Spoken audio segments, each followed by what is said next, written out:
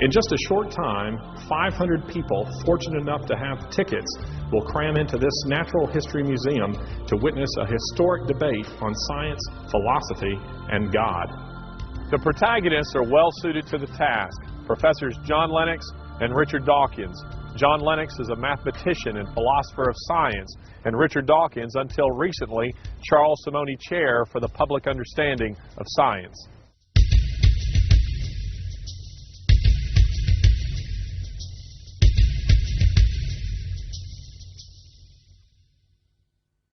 Good evening. Welcome to Oxford University's Museum of Natural History. Tonight features a discussion between Professors Richard Dawkins and John Lennox, both of the University of Oxford. Now, this is not the first time that these two men have met. Indeed, they debated one another last autumn in Birmingham, Alabama. In that encounter, the Wall Street Journal said that they displayed rhetorical skills in the best British tradition. The theme this evening is Has Science Buried God? Now, there are three topics of conversation. First is the issue of science itself, gaps in faith and evidence and so forth. And then finally, they will move into the topic of morality and purpose. If there is no God, where does that leave us? Now, we'll give this discussion roughly 50 minutes. And then there will be a Q&A. We will be collecting questions from the seated area right here and then submitting them to the two men on stage. This will take about 20 minutes or so. And then we invite the media to withdraw to the lecture room upstairs where these two gentlemen will meet with you briefly before coming down for a book signing. So this will give those of you here in the audience an opportunity to purchase a book, to queue up and to meet these men who are on the stage. Now, we do apologize for a lack of seating. You will agree with me, however, that this is a wonderful venue in terms of its beauty and its history.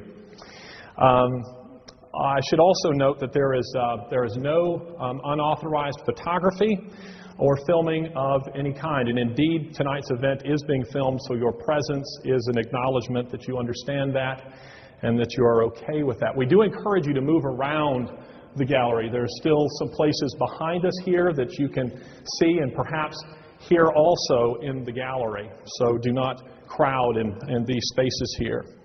We thank the museum. We thank Richard Dawkins and John Lennox for their willingness to participate. They're both very busy men. Richard has this week his Simonyi valedictory lecture, which is a very important lecture for him. This takes place on Thursday night at the Oxford Playhouse. Would you like to say a word or two about that? I've been in the Simonyi professorship for about 12 years. For the last 10 years, I've had an annual lecture by a distinguished scientist, which I have organized. And that is coming to an end this year because I'm giving it myself, no longer distinguished. And that's this Thursday. It'll be my farewell. It will be the 10th of the Simonyi lectures, and I hope it'll be a grand gala occasion. Unfortunately, it was sold out about 2 months ago, so I don't know why I'm plugging it, really. But Well, that sounds very exciting, and John Lennox, you have been busy preparing a new edition of your book. That's right. The book's called God's Undertaker, Has Science Buried God?, which is in fact the title of our discussion this evening, and I'm trying to respond to comments people have made and to extend it a little bit. It'll come out with Lion Hudson, I hope, in the new year. Well, very good. Well, gentlemen, we will begin here, but first I want to remind you that we have to stay on schedule, and the T-Rex is actually mechanized. So if you get out of bounds, we do have men who will operate that. So we'll begin with Richard. Richard, the question as we begin is, has science buried God? well, which God? I mean, we could take Einstein's God, which is not really a personal God at all, but which is a sort of poetic metaphor for the mystery, that which we don't understand about the universe. We could take a deist God, a sort of God of the physicists, a God of somebody like Paul Davies, who devised the laws of physics, God the mathematician, God who put together the cosmos in the first place and then sat back and watched everything happen. And that would be, the deist God would be one that I think it would be, one could make a reasonably respectable case for that, not a case that I would accept, but I think it is a serious discussion that we could have. The third kind of God is one of which there are thousands and thousands of varieties, Zeus and Thor and Apollo and Amun-Ra and Yahweh. And we don't actually need to go through all those because as Larry has said, I've encountered John Lennox before, and I know what the God he believes in, which is the Christian God. So we only have to talk about the Christian God. John Lennox is a scientist who believes that Jesus turned water into wine. A scientist who believes that Jesus somehow influenced all those molecules of H2O and introduced proteins and carbohydrates and tannins and alcohol and turned it into wine. He believes that Jesus walked on water. I had been accustomed to debating with sophisticated theologians, and I come across John Lennox, who is a scientist who believes in all those things. In particular, he believes that the creator of the universe, the God who devised the laws of physics, the laws of mathematics, the physical constants, who devised the parsecs of space, billions of light years of space, billions of years of time, that this paragon of physical science, this genius of mathematics, couldn't think of a better way to rid the world of sin than to come to this little speck of cosmic dust and have himself tortured and executed so that he could forgive himself. That is profoundly unscientific. Not only is it unscientific, it doesn't do justice to the grandeur of the universe. It's petty and small-minded, and that's the God that John Lennox believes in. Well, Richard, thank you for explaining so clearly, at least in part, what I believe. I'm glad to hear you say that you feel a good case could be made out that there is rationality behind the universe. You said it's not something you personally accept. So you believe that this universe is just a freak accident. There's no mind behind it. And yet here you are with one of the best minds in the world. So you believe a number of things that I, as a scientist, find very difficult to believe. And we can certainly talk about my specific Christian faith later, but I confess to it absolutely. I think that there is a creator of the universe. He created it, but he's not just a force, he's a person. And we are persons created in his image. And you say that God becoming human and Christ dying on a cross and rising from the dead is petty. I think the exact opposite. It's not petty, because it deals seriously with the fundamental problem that I don't think atheism even begins to deal with, and that is the problem of our alienation with God. Of course, that makes no sense unless we believe in God. So I don't know how we should proceed. Perhaps the best way to start would be this. As a scientist, we both believe in the rational intelligibility of the universe. I believe the universe is rationally intelligible because there's a creator God behind it. Now, how do you account for the rational intelligibility of the universe? Well, John, you said that I believe that the universe is a freak accident, which is the opposite of what you believe.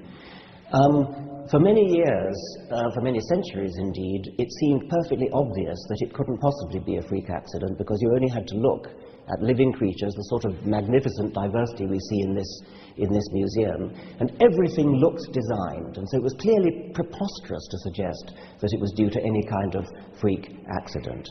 Darwin came along and showed that it's not actually a freak accident, but nor is it designed. There's a third way, which in the case of biology is evolution by natural selection, which produces a close imitation of something that is designed. It's not designed. We know that now. We understand how it happened. But it looks very designed. Now, the cosmos hasn't yet had its Darwin. We don't yet know how the laws of physics came into existence, how the physical constants came into existence. And so we can still say, is it a freak accident or was it designed? The analogy with biology might discourage us from being too confident that it's designed, because we had our fingers burned before the 19th century in thinking that biology, which looks so much more obviously designed, that we got our fingers burned there. Now, in the case of the cosmos, freak accident or design, the point that I've made over and over again is that even if we don't understand how it came about, it's not helpful to postulate a creator, because the creator is the very kind of thing that needs an explanation.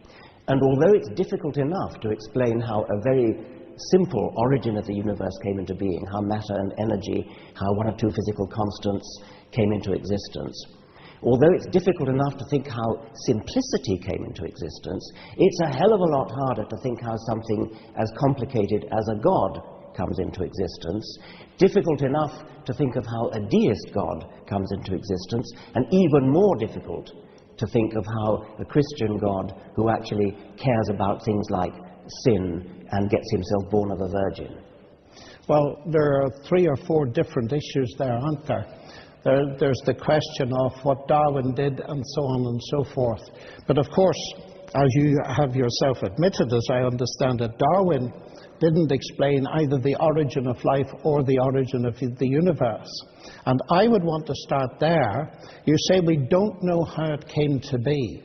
But as scientists and cosmologists, physicists, we're studying it, and that very study and your own science assumes that the universe is rationally intelligible. Now, correct me if I'm wrong, but it seems to me that atheism is saying that the thoughts in our minds are in the end only the results of a mindless, unguided process. Now, if that is the case, it seems to me that it's very difficult to see how they could tell us anything that is true about ourselves. I think it was Steven Pinker who said, wasn't it, that evolution has to do with reproductive success and nothing to do with truth. And John Gray, who's also an atheist, I understand, made the point not long ago that the problem with Darwinism, if you take it in its ultra form, it really undermines the notion that we can give any credence to what we think. So it seems to me that your atheism undermines the very rationality that I assume and you assume when we go to study the universe. So that's the first point I would make. Let me answer that. It seems to me a quite absurd thing to say that because we are saying that our minds are produced by brains and brains evolve by evolution, by natural selection, therefore that somehow undermines our ability to understand anything. Why on earth should that be? I mean, natural selection builds brains which are good at surviving, and brains that are good at surviving are brains that are surviving in the world. The concept of truth, how do they come to recognize things like truth if those thoughts are simply reducible to physics and chemistry and neurophysiology? How do they serve truth? Truth is what happens. An animal that was attempting to survive and that didn't recognize truth or falsehood in some sense at whatever level is appropriate for the kind of survival that it has, it wouldn't survive. I mean, truth just means that you're living in the real world and you behave in the real world in such a way as things make sense in the real world. When you see a rock in your way, you don't go charging into it. You die if you did that. If you jumped over a cliff, you die. That's truth. It's perfectly obvious that natural selection would favor in any animal a brain that behaves in a way that recognizes truth and acts upon it. Well, I can't resist a little quip, but I notice many of my fellow human beings doing very well through telling lies. I can't for the life of me say... Point. It's a separate point, but I can't see how natural selection would produce this truth. But coming back to that in itself, you say this illusion of design, and of course I find your writing so fascinating because of the metaphors and images you use. I do envy that capacity. And you said somewhere that it's terribly, terribly tempting to believe that it has been designed. But that Darwin has shown us that this design is an illusion. But I've been very interested in the kind of thing that Simon Conway Morris has been saying recently, that if you take the evolutionary pathways, they're navigating through an informational hyperspace with phenomenal precision. And therefore, there is the impression of design at that level.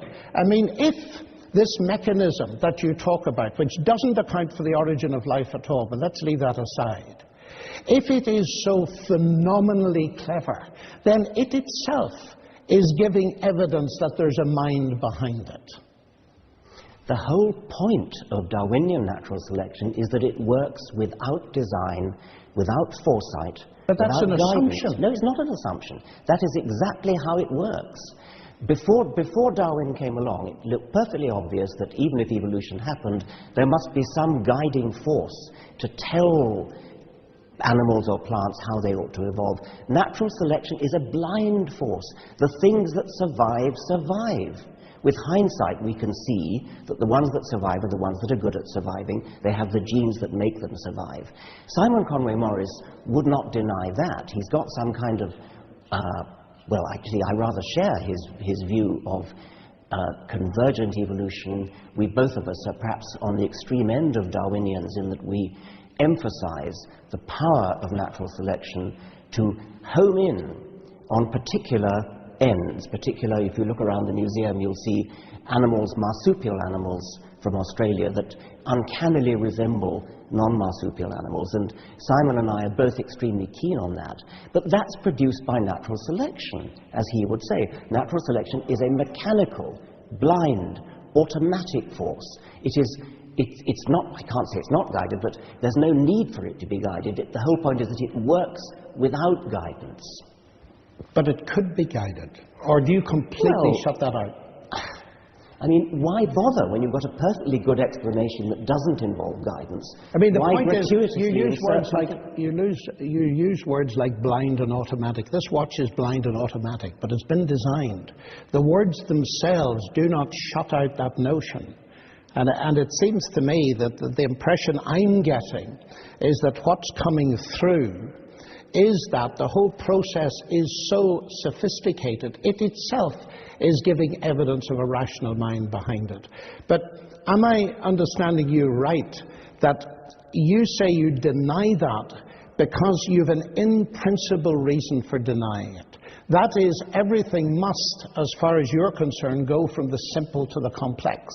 And therefore, your major argument in the God delusion, if I understand it right, is that God is, by definition, more complex than the thing you're explaining, so he's got to be explained. Is that right? That is a major point that I want to make. But let me go back to what you were saying before about guidance. When you drop a stone, it falls to the ground, and you as a scientist will explain that by gravity.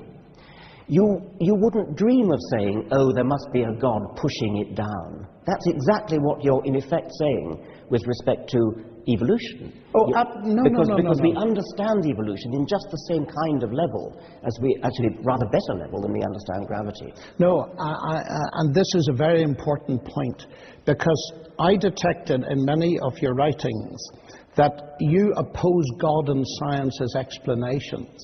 When Newton discovered the law of gravity, he didn't say, marvelous, now I can know how it works, I don't need God. God is an explicator at the level of an agent, not a mechanism. So that we can study mechanisms in biology. The more sophisticated they are, the more that might well point towards an agent. You don't argue away the existence of an agent by showing that there is a mechanism. And I don't quite understand how you manage to get, if I understand you right, God and science as alternative explanations. Well, I think you do get rid of an agent if the agent is superfluous to the explanation. That when you're studying something that's happening, there may well be an agent, and it may, if you're watching a car driving along and avoiding obstacles and turning left and turning right, you say there is an agent controlling that car, and certainly there is, there's a driver. But if you don't need an agent to explain what's going on, and we don't in the case of biology, and we don't in the case of gravity. Of course, I accept that Newton was a theist. He lived in the 17th century and everybody was. But you don't need an agent. An agent is a superfluous explanation. It's a gratuitous grafting on of something that you don't need. Well, I find that unconvincing, because even if you accept the whole evolutionary paradigm, well, it depends on there being a fine-tuned universe. And that fine-tuned universe raises in itself very big questions as to the origin of the universe. Evolution doesn't deal with that. No, it doesn't. Nor does it deal with the origin of life. No, those are separate points. Those are separate points, but they're vastly major points. They are, yes. As long as we were dealing with evolution, I was talking about evolution. If you want to move on to talk about well, I'd be very happy to move on. But the notion of things in principle going from simple to complex, and they must go that way, that seems to me to be your belief, your faith. Well, things must go from simple to complex. Yes. No. I mean, if things go from simple to complex, we need an explanation. Yeah, we do indeed. Selection is an explanation for that. It's the explanation in the case of biology. Well, let's go back to the level of the origins of the universe and the origin of life. Now, life, as we both know, has got this digital database. It's got a language all of its own. Now, the only thing we know of capable of producing language is mind. And yet you reject that. By definition, as an atheist, you must reject that. There's no mind behind this language. I do reject it. When you say the only thing we know that can produce language is mind, I mean, we know that what produces human language is mind. Of course we do, because that's human language. But DNA is not human language. Yeah, but it's very sophisticated. It's very sophisticated, but it doesn't follow that it has to be generated by mind. But we know of no other conceivable way of it being generated. You see, because it seems to me from the mathematical point of view, I think you said this somewhere in a different context, junk in, junk out. Here we have this phenomenally sophisticated information processor, which is the cell. Am I really to believe that that information processing capacity simply came about by the laws of nature and random processes without a mind? Yes. Well, I find that impossible to believe as a mathematician. I know you do. This is called the argument from personal incredulity. But I could just reverse that and say your position is the argument from personal credulity. No, that rationality comes from irrationality, that mind comes from matter. To me, the biblical explanation in the beginning was the word, the logos. That makes perfect sense. And it makes sense of the fact that we can do science itself. But you haven't explained where the logos came from in the first place. Well, of course not, because the logos didn't come from anywhere. Well, then, in what sense is it an explanation? Because the notion that you say you have to ask who created the logos, that says that you're thinking of a created God. The whole point about the God revealed in the Bible is that he was not created. He is eternal. He is the eternal logos. And I ask myself, as an inference to the best explanation, which makes more sense, that there's an eternal logos and that the universe, its laws, the capacity for mathematical description and so on, that these things are derivative, including the human mind, from the logos, that makes very much more sense to me as a scientist that it's the other way round. When there is no explanation for the existence of the universe, do you just believe the universe is a brute fact? The universe is an easier brute fact to accept than a conscious creator. Well, who made it?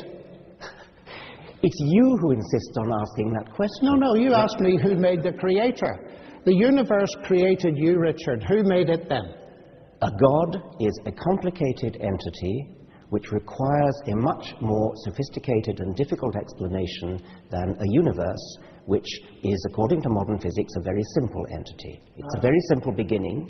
It's not a negligible beginning, but it's a very simple beginning. That has got to be easier to explain than something as complicated as a God. Yeah, you can't explain the existence of God, but I think you may have missed my question. I'm drawing a parallel.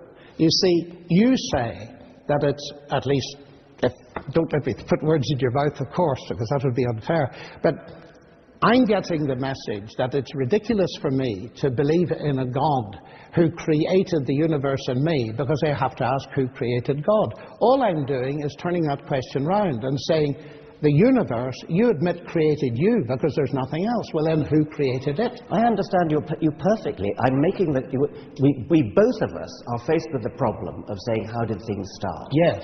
I'm saying it's a hell of a lot easier to start with something simple than to start with something complex. That's what complex means. But I don't think so. If I pick up a book called The God Delusion, it's a pretty sophisticated book. It's got lots of words in it.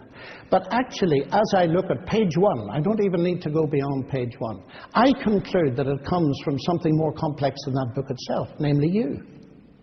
Yes. I mean, obviously, complex things exist, and brains exist. Well, why can I not look at the universe, the whole show, which includes Dawkins and Lennox? I'll tell you why. Because my brain that produced a book has an explanation in its own right. That explanation is evolution. We go back and back and back to the origin of the universe. That provides an explanation for complex brains, and complex brains produce books and museums and cars and computers. Of course we have complex things that produce other complex things. But science has an explanation for where complex brains come from in terms of simple beginnings. I don't think it has at all. At the level of the origin of life, reading the literature, even the recent literature, the word miracle comes up probably far too often for your liking anyway, that they're just going from, say, the self-organizational properties of low-level molecules that you got in some kind of primeval situation to the phenomenal self-organizational potentialities of macromolecules. There's just no way you can get there. Well, you're asserting that there's no way. We don't yet know what it is because there's a lot of work yet to be done. Science doesn't yet know everything. There are still gaps. Yeah, but I'm not ruling out the fact that there's a physical side to it and so on. But it seems to me that the fact that the basic description of this ancient language, and it's a very ancient language of DNA, points much more arguably to the existence of a logos, a divine logos who started it, than the notion that it's going to be exhaustively explained in purely naturalistic terms. Because I would still go back to the point I made earlier, although I don't want to harp on it. This extreme reductionism removes from me the very rationality which we use to have the discussion. So that I'm not simply terribly tempted to believe it's all been designed. I believe it's all been designed, but that doesn't, and here's something else that I'd like to bring up in this, that doesn't stop science. I fear sometimes that your dichotomy, either God or science, might put some people off science because they'd prefer God, and that would be a pity. Well, you're hopping around from one topic to another, but so we could do the origin of life, we could do the idea of miracles, the idea that somehow my approach to science puts people off. But, okay, let's do the last one then. When you feel like it, you will smuggle in magic. You will smuggle in magic for miracles in the Bible, you'll smuggle in magic for the origin of life. I can't explain the origin of life at the moment. I mean, nobody can. People are working on it. But you believe that it will have a naturalistic solution? Yes, I think that it is a cowardly cop-out to suggest that just because we don't yet understand something, therefore magic did it. Oh, well, I would agree with that. I mean, the God of the gaps idea. Well, but that's exactly what you're putting forward, the God of the gaps. You're saying, you're pointing to the origin of life, you're pointing to the origin of DNA and saying, oh, well, okay, Darwin's done everything after the origin of life, but he hasn't done the origin of life. No, that's the God of the gaps. I think what I'm saying here is that there may well be two kinds of gaps. That is, there are bad gaps that science closes. But could it not be that science can open some gaps? Now, what I mean by that is this. Your assumption, as I understand it, is that there's going to be an exhaustive, reductionist, naturalistic explanation of everything in scientific terms. I don't think so. Now, if there is a God, and if he created this universe, and if, as I believe, he is personal, then I would expect certain things to follow. One, that I would see evidence, not proof, but evidence in the universe that God existed. I feel I see that in the mathematical describability of the universe, in the fine-tuning of the universe, and so on, and in the marvelous sophistication of the world. I'd expect to see God's traces there. I would also expect that there may be occasions when God speaks in special ways, and therefore the more we try to analyze those things in terms of purely reductionist science, it'll get more and more difficult instead of more and more simple. I wouldn't expect there to be many of those places. I think the origin of life might be one of them. And certainly when it comes up into more recent history, you mentioned miracles. The thing that is central for me is the fact that what you call petty, and I feel is vastly significant, because it's touching on something that affects every human being, the question of death. Now, if Jesus really literally rose from the dead as a matter of history, that makes an enormous difference to our view of the world. And so far from being petty, if this is God speaking to us, then I want to take it extremely seriously. Why do you think it's so petty? Well, of course it makes a huge difference if it's true. Yes, exactly. But you've suddenly leapt from sophisticated discussions of the origin of the universe, where one can have a proper discussion about whether some sort of cosmic intelligence could have set forth the laws of physics. And you suddenly jump to a man who lived 2,000 years ago, was born of a virgin, rose again from the dead. Well, I only did that because you mentioned it first at the beginning. I think that's petty. By comparison with the grandeur of the universe. I mean, to put my point again, do you really think that the creator of this magnificent edifice of the universe, the expanding universe, the galaxies, he really couldn't think of a better way to get rid of the sins on this one little speck of dust than to have himself tortured? He's the one who's doing the forgiving after all. Couldn't he just have forgiven? Because this is a moral universe, Richard, and just forgiving doesn't make sense. I mean, he has to kill himself in order to... He doesn't kill himself. Or get himself killed. Tortured. God sends his Son into the world to provide forgiveness and to provide a basis on which he can justly bring forgiveness to me. Now, he has to get himself killed in order to do that. Half a minute. We need to step back from this a little bit, because it's actually a highly relevant topic. In your world, where is justice to be found? Well, justice is a human construct of great importance in human affairs, and it's something that most of us have a sense of, which I think probably can be given some sort of Darwinian explanation, but I don't see where you're taking this. Well, my question is there any ultimate justice? You see, you say this is petty. I'm saying I find myself in a world which is a broken world. I find myself in a world where there's massive injustice, where many people won't get it. We're so privileged. We live in Oxford and so on. We've got enough money to live on, etc., etc. But if there is no God, then there's no ultimate justice. And one of the things that the resurrection transforms for me from pettiness right into center stage is, if this is true, then there's real hope that there be a rational evaluation and fair justice at the end of the world. But atheism doesn't give you that. Okay, suppose there is no hope, suppose there is no justice, suppose there is nothing but misery and darkness and bleakness, suppose there is nothing that we would wish for, nothing that we would hope for. Too bad. That doesn't make it true, just because God would make us feel good.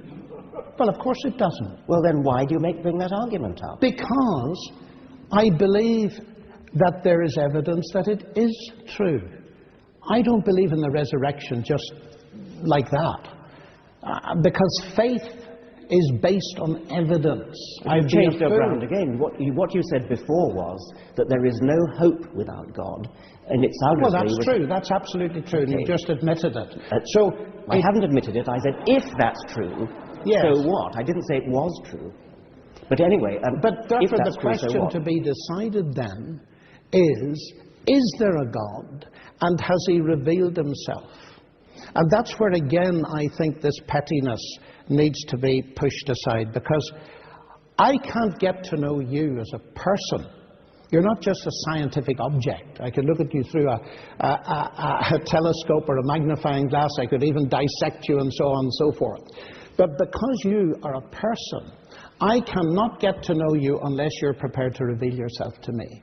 So the fact that the claim of Christ to be the truth, to be God incarnate, that makes perfect sense to me, because if there is a God who invented this wonderful, marvelous universe with all its science and all the rest, then he has taken the initiative in getting to know us and revealing himself to us. And he's revealed himself to us at the level we can understand. We're persons, he's a person. That at least makes sense. So one of the very important questions to ask is that really true? Or is this simply myth and fantasy? Well, myth and fantasy for me. Yeah, well, do you know, that disturbs me for the following reason. Reading your book, The God Delusion, you say that it's under scholarly dispute among historians that Jesus actually existed. Now, I checked with the ancient historians. That is not so. And it disturbed me. History is not natural science. But what I don't understand is this: why you would write something like that. I don't think it's a very important question whether Jesus existed. There are some historians, most historians think he did, some They historians certainly do. I couldn't find an ancient historian that didn't. Well, there are one or two, but I don't really care, actually, because precisely because it's petty. I mean, if you could possibly persuade me that there was some kind of creative force in the universe, there was some kind of physical, mathematical genius who created everything. The expanding universe, devised quantum theory, relativity, and all that. You could possibly persuade me of that. But that is radically and fundamentally incompatible with the sort of God who cares about sin, the sort of God who cares about what you do with your genitals, the sort of God who is interested, who has the slightest interest in your private thoughts and wickednesses and things like that. Surely you can see that a God who's grand enough to make the universe is not going to give a tuppenny cuss about what you're thinking about and your sins and things like that. So you think that morality is not important? Of course I don't think morality is not important. I'm a human being. Sounds like you're saying it isn't important. I'm a human being, and I live in a society of human beings, and within a society of human beings, morality is of course important. But we are one of billions of planets on a huge scale. And a cosmic God who bothers about this kind of human scale is not the kind of God that is compatible with a scientific view of the universe. It's a medieval view. But do you think that size is the measure of importance? Incidentally, on a logarithmic scale, you're about halfway between the atom and the universe. So if God thinks in terms of logarithms, your point falls, I think. I mean, this is in a sense an emotional argument we've come into now. And I don't think so at all. I want to if I were going to respect a God, it would be the kind of God the sort of God that Carl Sagan might have worshipped, not the sort of medieval God who fusses about sin, the obsession with sin and righteousness and sort of, I keep coming back to this word petty, and I stand by it.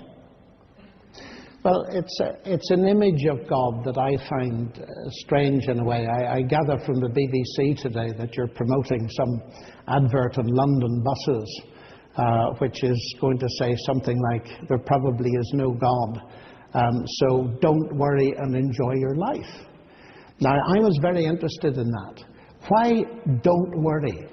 Do you associate the idea of God with worrying? I fought for a better slogan than that. This was something that was devised by a woman on the Guardian, and she wanted to raise money from £5 here, £5 there to put this advertisement on the London buses.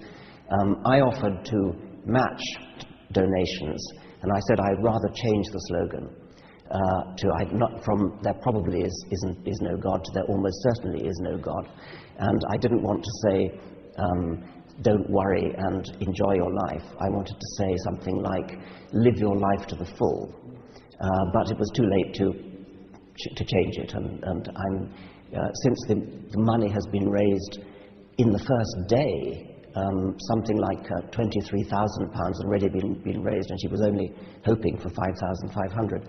I'm going to get some say in what the next slogan is, and it's not going to say what the present one does. But from where I sit, you see, the thing that my relationship with God is the very thing that stops the worry and gives me the fullness of life. And we're back to the pettiness, because if God is real and has revealed himself, then it's through a relationship with him that we really can enjoy a full life, science included. I think there's something wonderful about standing up and facing up to a universe where we are increasing our understanding, and we throw away childhood obsessions, we throw away the sort of imaginary friend that comforts us when we're children, and we feel the need for some kind of parent figure to turn to. I think when we grow up, we need to cast that aside and stand up tall in the universe. And it's cold, and we're not going to last for it. We're going to die, and we face up to that. And I think that's a nobler way of getting through life than to pin your hopes on childhood illusions. But that all rests on the assumption that there's no God and their childhood delusions. Yes, well, we have but I could invert that. That's a typical Freudian explanation, but one's atheism could be exactly that. A flight away from the reality that there is a God. So we're back to the question, inevitably. We need the evidence. We need the evidence. And what I'm suggesting to you is that we do have evidence. We have it in science, part of God's revelation. And I believe this building was probably dedicated to the glory of God. No, it wasn't actually. Wasn't it? No. All right. Okay. Rather the reverse. Well, Oxford University, where we That's going back a few centuries. Yes. The Lord is my light and my illumination is the base of it. And there was that wholeness of life. And it seems to me that by truncating everything and putting it into the science basket, so to speak, that I get the impression that you're not taking history really seriously. Otherwise you'd interact with it. And I'm trying to get to the basis of why that is so, because you regard what Jesus has done and who he is as petty. And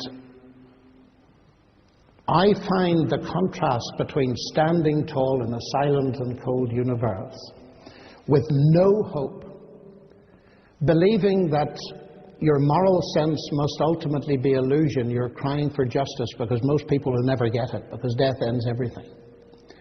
The contrast between that and enjoying the friendship, the personal friendship of God, and knowing that ultimate justice will be done, is immense. Well, but the basic question is it true or not? Yeah, and that is the basic question. It is completely irrelevant if it's comforting, if it gives you hope, if it gives you happiness. That has nothing to do with whether it's true. That I agree with entirely. So we need to know whether it's true. Yes. Now, when you look at history, and let's leave aside, maybe I alluded to the possibility that some historians think Jesus never existed. I take that back. Jesus existed. However, if you're going to say that Jesus was born of a virgin, that Jesus walked on water, that he turned water into wine, that is palpably anti-scientific. There is no evidence for that. And if there were, you would be, well, I mean, no, there simply isn't any evidence for that, and no scientist could possibly take the idea seriously. I can make it worse for you. I know you can. Because Jesus actually claimed to be the Logos that created the whole universe. And if this is the Creator incarnate, making water into wine and so on is really a triviality. The more fundamental thing is the fact that he claimed to be and gave evidence that he was God. When you say it's anti-scientific, I don't think it's anti-scientific at all. Science cannot say that miracles do not occur. It can say they're highly improbable. But nobody is claiming that these things occurred by natural processes. They occurred because God fed his power in. Nor did the whole universe, if we look at it, occur in that sense by natural processes. God created it. We study all the natural processes within it. So when you say it's anti-scientific, I think it's not anti-scientific. What I mean by that is that if, and when doing science, we constantly have to keep in mind that at any moment there might be a little magic trick slipped in. That would completely nullify the whole enterprise of science. Oh, I agree with that. But well, you see, that's what you're allowing then. No, I'm not allowing that at all, because in order to recognize what the New Testament calls miracle, a special act of God, you must be living in a universe that has regularities and that we recognize them. I agree with you entirely. Otherwise you wouldn't notice the miracles. That's exactly true. Yeah. You wouldn't recognize if dead people were popping up all over the place. You wouldn't think it was very special. But the fact is you need two things, not one. You've got to have regularities which we call the laws of nature, although they're not causes. They're, in a sense, descriptions that we can use. You also need to be able to recognize those so that, for example, when Joseph discovered that his wife-to-be Mary was pregnant, he simply didn't believe her story. He was going to divorce her. He knew exactly where babies came from. He knew the regularity. It took very special convincing for him to realize that something extremely special had happened. But science cannot stop that. The question is, of course, did such a thing ever happen? And the central focus in the New Testament is not that, which is not so readily accessible to evidence, the virgin conception, but the resurrection of Christ.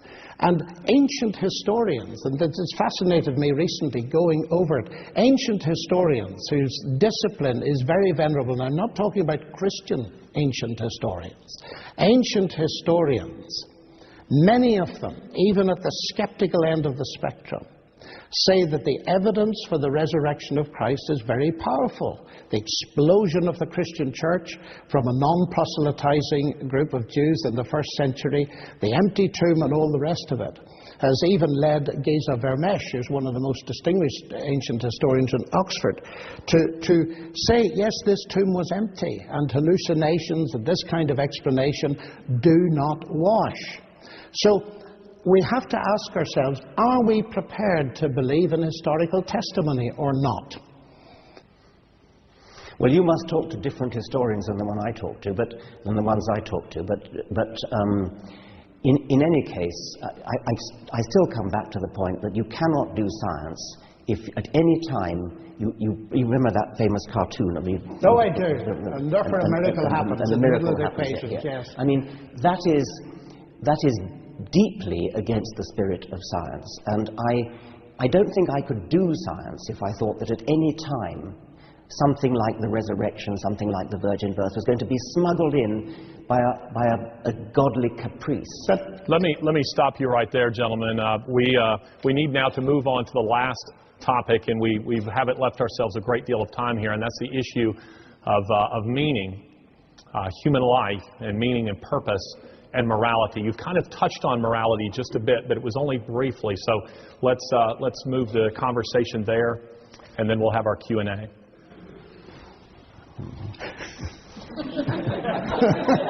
He's brought us to a complete stop, hasn't he? The T-Rex is warming up. Yeah. Well, we have talked a bit about We have morality. talked a bit about meaning too, haven't we, really?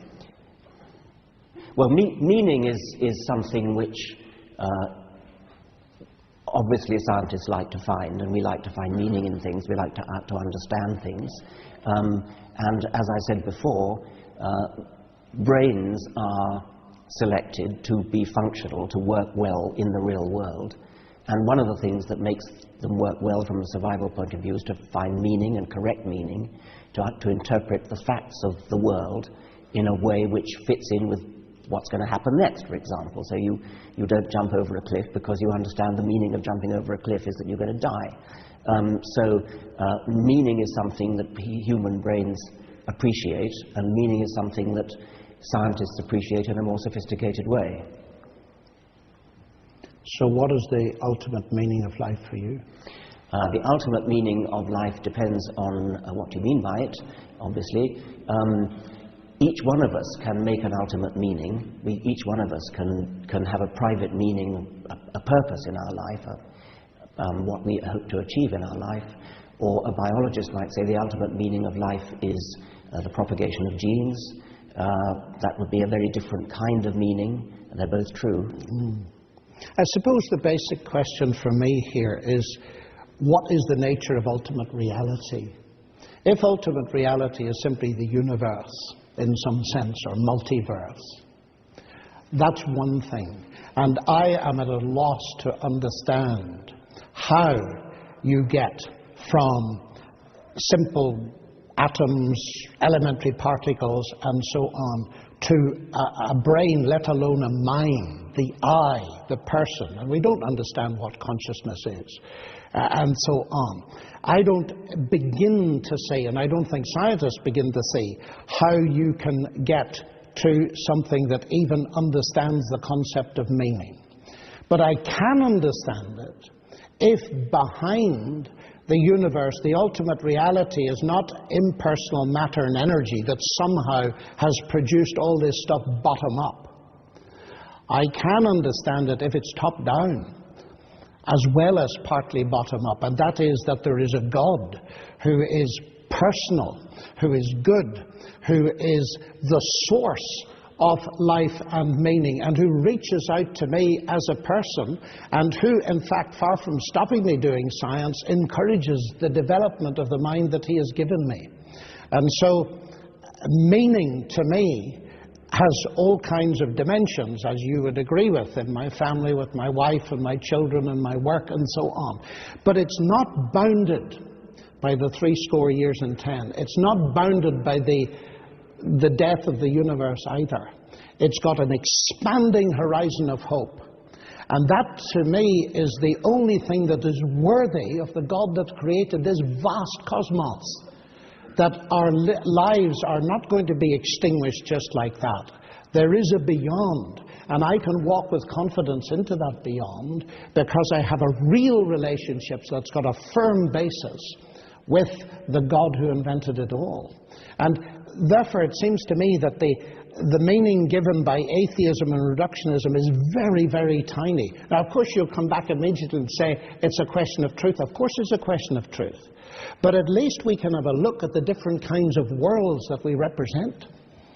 Because that business of it's tempting, it is terribly tempting. Do you ever get terribly tempted to believe that there is a God and that the kind of thing I'm saying is true? I've said to you already that there are many things that would be very nice about it, but as you've just repeated, it doesn't make it true. No, it doesn't. I mean, you think you're going to survive your own death, I gather. Yes, I do. Yeah.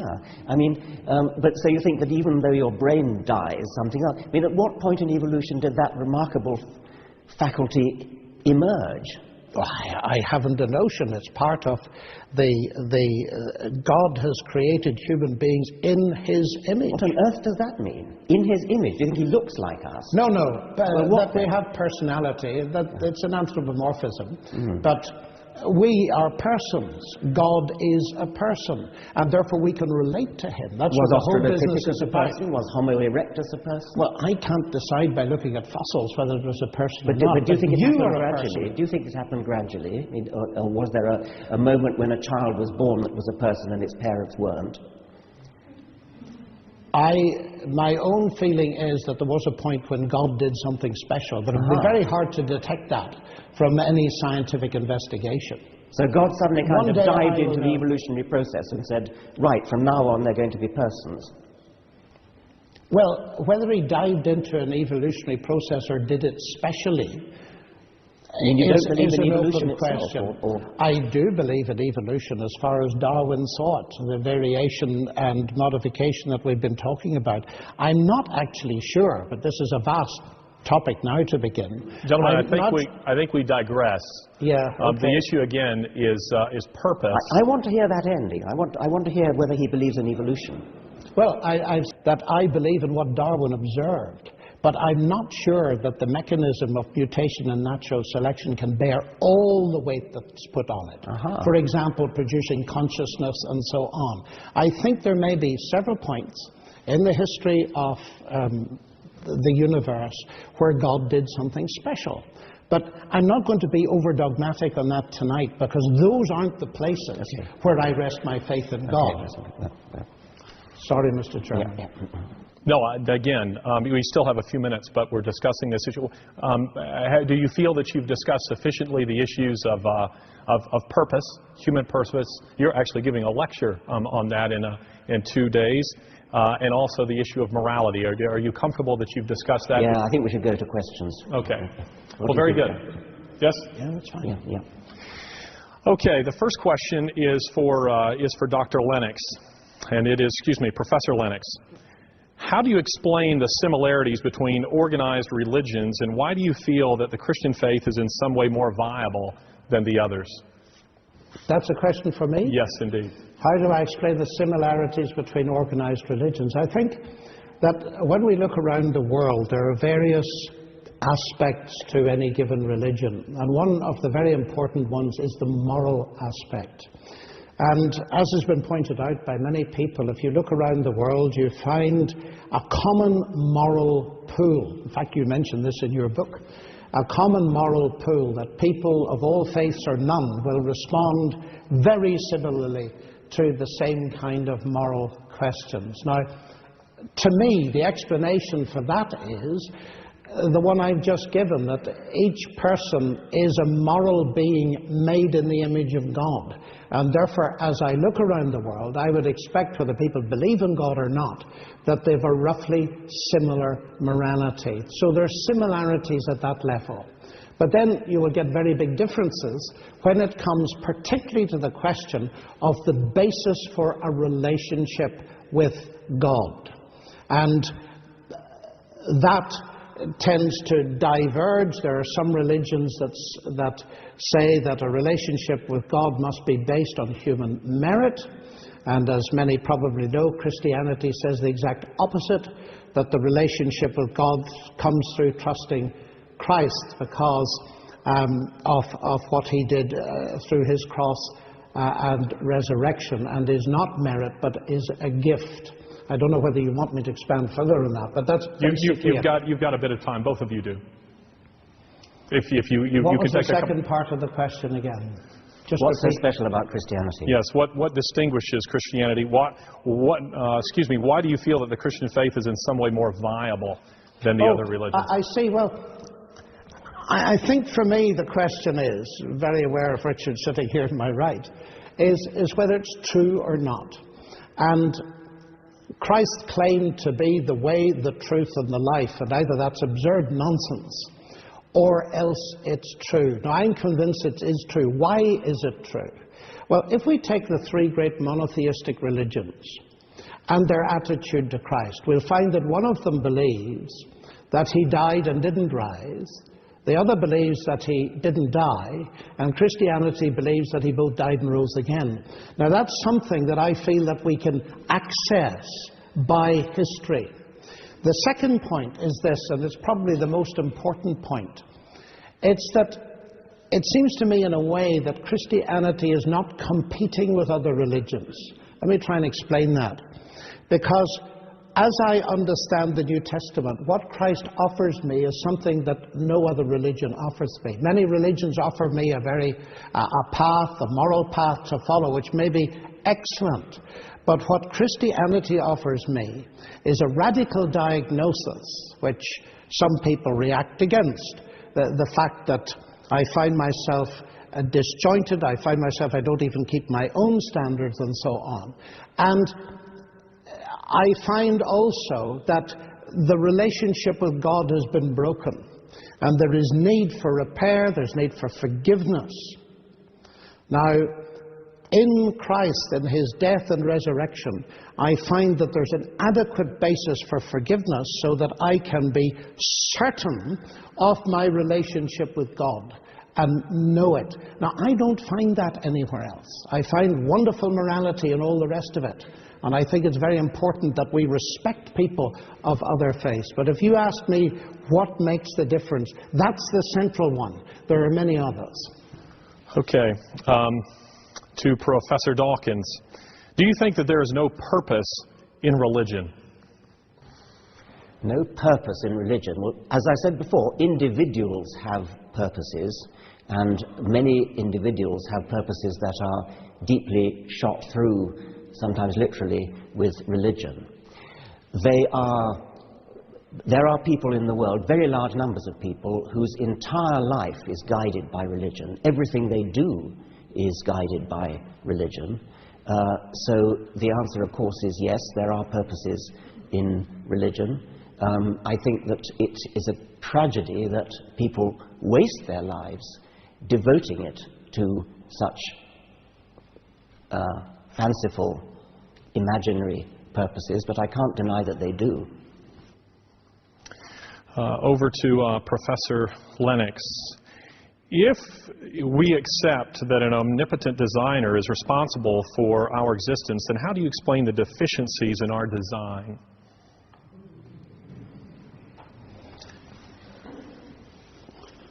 Well, of course, the question assumes that there are deficiencies. All design involves compromise with all kinds of different constraints and so on and so forth.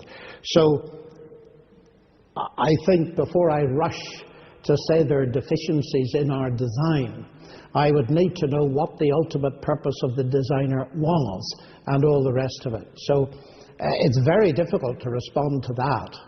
I believe myself that the ultimate designer is God, but I also believe we live in a damaged universe, and so we see around us, alas, all kinds of things that are a result of, well, human evil, as a result of the disjointedness of creation, and so on and so forth.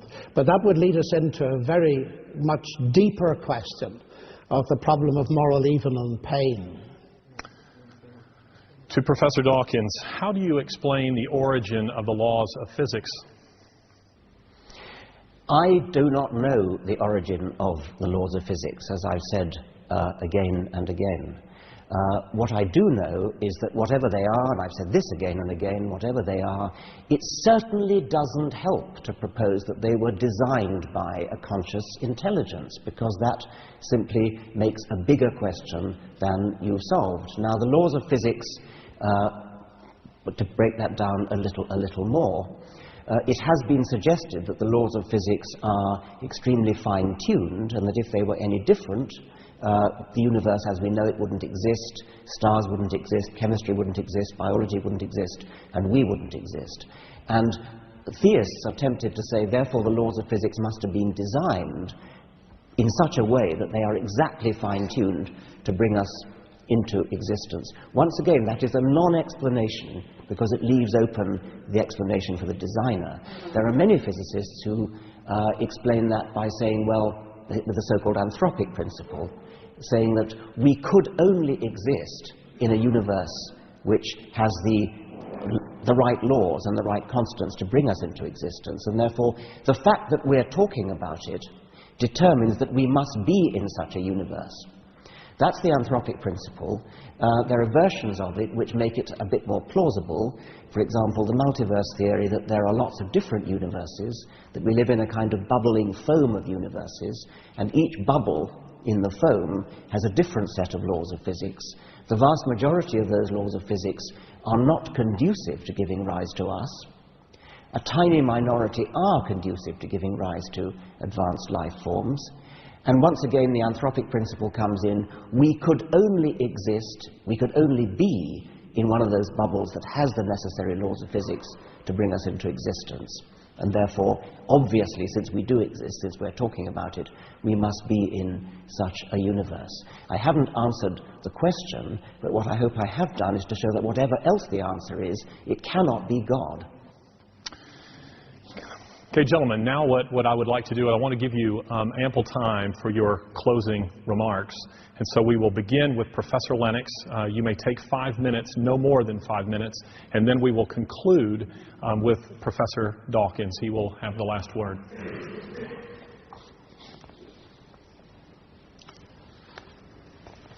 Has science buried God? I think not. Science arose in the 16th and 17th centuries, a meteoric rise that historians of science have looked at and come to the conclusion that one of the main motors driving the rise of science was faith in God. So far from belief in God being a science stopper, it was the thing that caused science to rise in the first place, understandably so, because people had a basis for believing that the universe was rationally accessible, and so they could do their science, which is apparently one of the reasons given by Needham, the famous sinologist in Oxford, when he looked at China and asked the question, why did science not develop in this way in China? And in the end, although he's a Marxist, he came to the conclusion that it was because of the Christian background. So I'm not ashamed of being both a scientist and a Christian. And I suppose that the major argument that points, doesn't prove, but points towards God is that this universe is a universe in which science can be done. The fact that the laws are there. Richard honestly says he doesn't know where they come from. They come from the Logos, the mind that is behind this universe, that has created it by his power and for his glory. And therefore doing science, like Galileo and Kepler suggested, doing mathematics, is to discover the secrets of the universe in the language in which God has written them. The other reason why I reject atheism as an explanation is it doesn't even, to my mind, begin to rise to account for the rationality which lies behind science. Also, I think that the Christian faith, which I unashamedly espouse, is not anti-scientific. And I would plead for the same attention to be paid to history as is paid to science itself. I find very unconvincing arguments that trip very lightly over things that historians do accept, which mean that we should take the scholarship that has to do with the existence and the resurrection of Christ very seriously indeed. The other big area, which we didn't discuss in great detail tonight, is that if science has buried God, it seems to me there's something else that lies before us, and that is, where are we going to get our morality from? Because Richard has written in one of his books that the universe is just like we'd expect to find it. If at bottom there's no good, there's no evil, there's no justice. DNA just is, and we dance to its music. That seems to me to be a frightfully deterministic universe. And it it troubles me to this extent, because it seems to me that on the one hand, the new atheists, of which Richard is a leader in the world, are trying in a way to hold on to the values that were given to them by Christianity, actually. And I would like to emphasize that, because in many of these books nothing good is said about religion. But Jürgen Habermas, who's not a Christian, of course, 30 seconds. 30 seconds. Recently said that the foundations of our legal system and our education and our morality in Europe are based on Christianity. Everything else is postmodern chatter. What worries me is this, that can you really retain these good moral values and espouse atheism? Hard atheists like Nietzsche and Camus would say you can't. Eventually it will lead to madness. And some people are suggesting that that is actually what's going to happen. And I have a question for Richard Dawkins. Is his world the world of Peter Singer, where in the end moral values get so eroded by a naturalistic framework that Peter Singer can say a newborn baby is of no more value than a pig or a dog or a chimpanzee? Is that the world to which the new atheism is leading us? Peter Singer is one of the most moral people I know, and when he says something like that, it is based upon a very rigorous moral philosophic reasoning. He's interested in suffering, and his point is there that a newborn baby, or certainly a human fetus, may be less capable of suffering than, say, a full-grown pig. That seems to me to be an entirely rational point of view, at least an entirely defensible point of view. However, it was tossed in at the last minute, and I don't want to take all my time dealing with that. John, you quoted me as saying the universe has at bottom no good, no evil, and you said it has exactly the properties we'd expect if there was nothing there. You said that sounds horribly deterministic. Well, another way of putting that would be to say that the universe is horribly rational, horribly intelligible. And one of the main points you've been making is precisely that we live in an intelligible universe. And that's one of the things that we need to explain, and you think it needs a God in order to explain it. What I would like to know is, what would an unintelligible universe look like? How could any creature live as we live? How could any creature have evolved and survived in a universe that didn't have that kind of mathematical intelligibility? It's the Anthropic Principle again. Just as we could only be living in a universe that has stars, because you need stars to make molecules, so we could only have survived in a universe where there is rationality. I cannot conceive of what an irrational, unlawful universe would look like. Now, science doesn't know everything. So it's one of the glories of science that we know what we don't know, and we work on what we don't know, try to shrink what we don't know. It's hard work. We don't cop out by saying, oh, well, if you come to a difficult problem, magic must have done it, or God must have done it. No, we don't say that. We say, right, that's a problem to be solved. It may not be solved this century, it may be solved in the following century, or the one after that. But we don't just lie down and give up and say, oh, well, it must be magic because we don't yet understand it. I would hold up Darwin as a model for the whole of science, because before Darwin came along, the whole of life, the complexity of life, the beauty of life, the elegance of life, the apparent design of life looked like magic. And everybody thought it was magic. Everybody thought that God did it. It's so complicated, it's so elegant. Now, that was the really big problem. That was a far bigger problem than the problem of the origin of life, than the problem of the origin of the cosmos. Darwin solved that problem. All scientists now know that.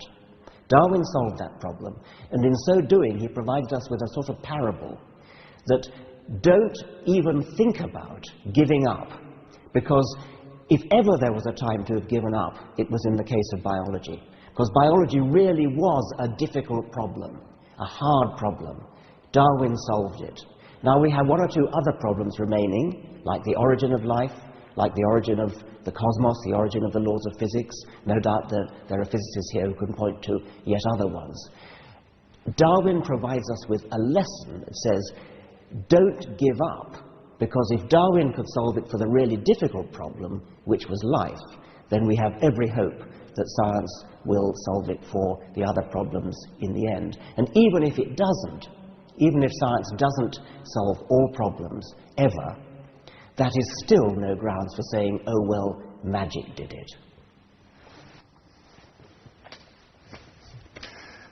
Well, gentlemen, thank you so very much for providing us with a very elegant model for engaging on these very difficult issues. Ladies and gentlemen, please join me in thanking them. Thanks so much.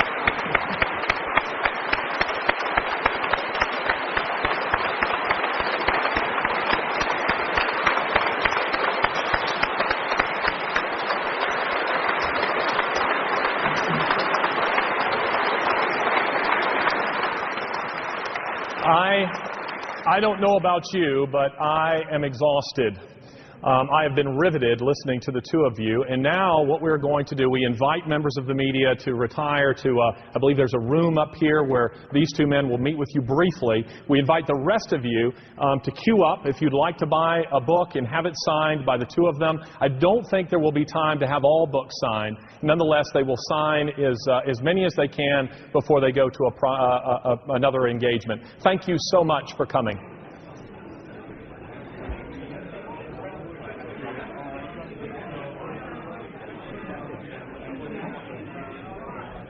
I think it was really good how they really engaged with one another. So quite often with debates like this, you find like where there's not really a kind of clear conclusion, you find them kind of just discussing at each other, alongside each other, but they really engaged, which I thought was really good.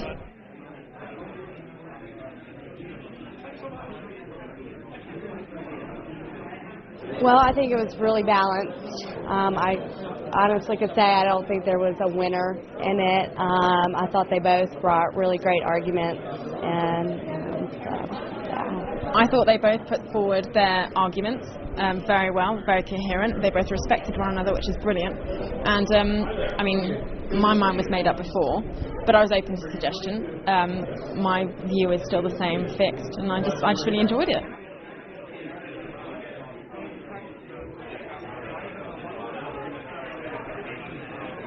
I think they were both pretty coherent. There were a few contradictions here and there from both sides, but on the whole it was a very good debate, and both sides of the argument I felt were put forward in the strongest way they could have been. What I found interesting was that actually, despite all these kind of scientific arguments, a lot of it comes down to like whether Jesus existed or not. And actually, I found it interesting how Dawkins went, okay, Jesus did exist. Like that's quite a retreat from his previous position, you know. So I think that's quite significant in itself that he said that.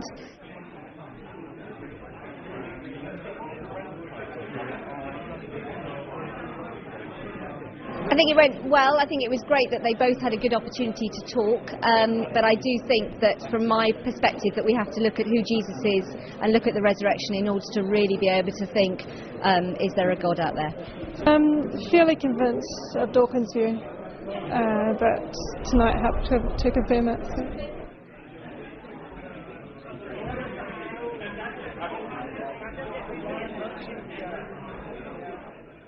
Yeah, I thought it was entertaining as well. I was a bit disappointed by the arguments that Lennox put forward, because I was hoping for something a bit more challenging from the Christian perspective, since a lot of his arguments I've seen elsewhere that have been refuted and things.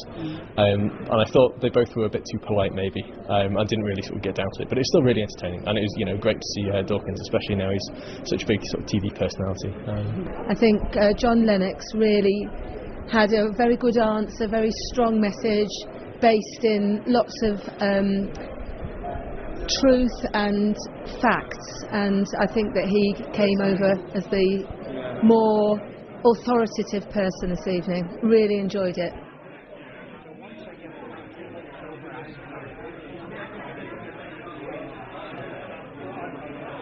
I think absolutely you need to discuss this kind of thing, because if you don't, you need to think about these things to stop you getting lax in your in your own views. I mean that works on both sides. I think you can't just go around taking a stance but not thinking it through properly, and that works whether you're coming from a religious perspective or an irreligious one. You have to back up what you say with evidence and things that you've actually thought about. So.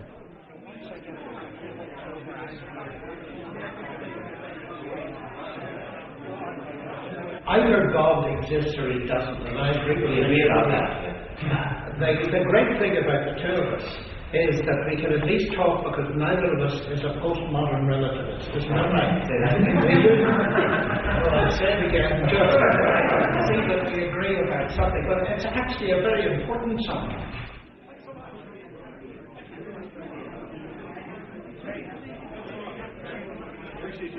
I guess what I really wanted to ask you is, have you ever in your life, ever once, just wanted to actually think it would be great if there was a God? Maybe I have, but if I have, so what? It doesn't make it true. No. I mean, that's what matters.